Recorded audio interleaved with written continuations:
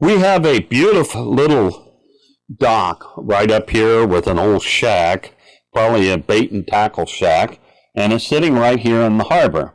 And so our job right now is to go ahead and put the support pylons on this, and also to create the sea that's right around this. And so if you're out among any of the many little thousands of inlets, whether it be on the ocean or a large lake, this is how you would approach that.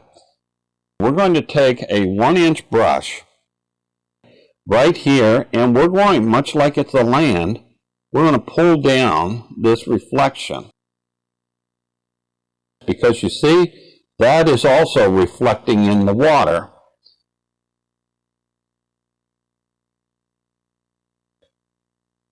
And then we'll just go ahead and straighten it out. Now, the other thing that we want to make sure that we do is we want to make sure that we have plenty of water movement as we plan this particular water around the docks. So with that, I'm going to take a little bit mixture. We got some very, very dark blue up there. So I'm taking a little bit of this blue-white mixture.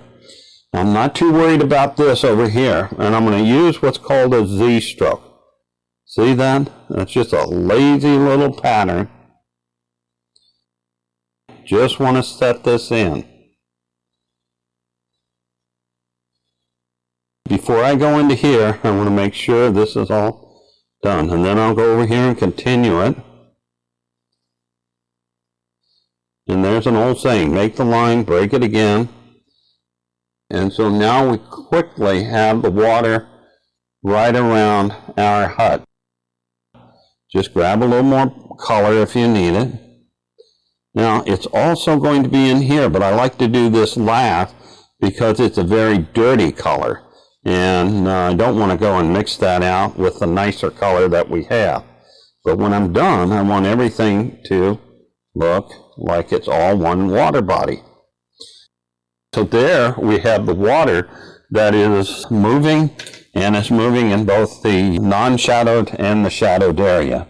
So now I'm going to take some Van Dyke Brown, load it up onto my knife. And basically I want to just get a small roll of this and start to add the pylons. There's one. And here's one for sure. And I don't know, we might have another one over here. And maybe one right about here. So now we need to reflect these as well into the water. So I'll just go ahead and take a nice little brush like this. And actually I think I'm going to take a wider brush. I really like the wider brush for pulling down. We're going to pull higher on this because it's back further. This one is down about like that, and then this one is down. And then just gently go across just to show that they're reflected. And we also have this, and it should be that same height. Do that again. There you go. Now I'm happy with that. So all we have to do now is add some water line right here.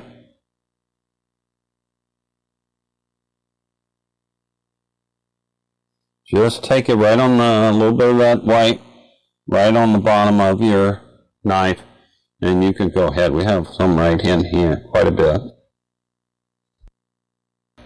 And then all you're free to do at this point in time, figure out what you want to do with the pylons above.